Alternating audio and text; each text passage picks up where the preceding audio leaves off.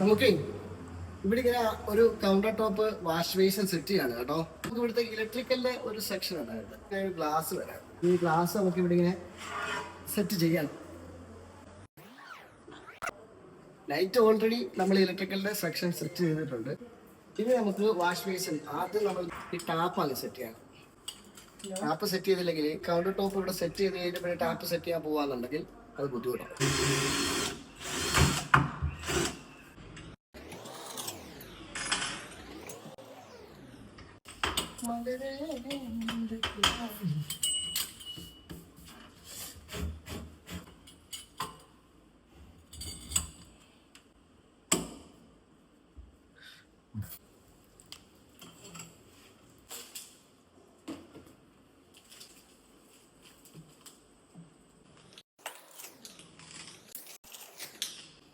ഈ വേസ്റ്റ് കപ്ലിങ്ങിന്റെ ഒക്കെ കാര്യത്തിലേ വീക്കിംഗ് എന്ന് പറയുന്ന സാധനം അടിപൊളിയാണ്.